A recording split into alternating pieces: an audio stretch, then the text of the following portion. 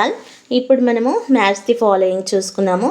చూపు లేని కన్ను సుందరమైన కన్ను అంటే చూపు ఉండదు కానీ ఆ కన్ను సుందరంగా ఉంటుంది, అందమైన కన్ను కలిగి ఉంటుంది.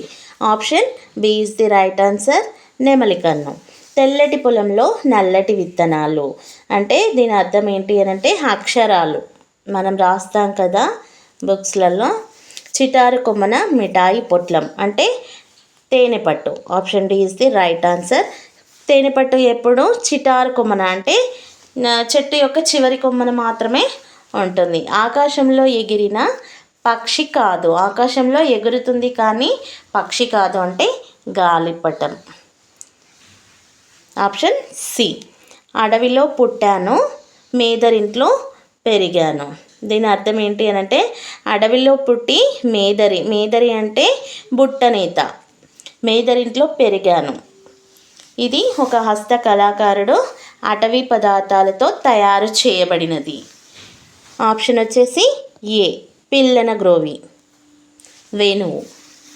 Thank you all. ఈ వీడియో నచ్చితే ప్లీజ్ లైక్ చేయండి, ఇంకా అలాగే మీ ఫ్రెండ్స్ అందరికీ షేర్ చేయండి ఫ్రెండ్స్. Thank you all.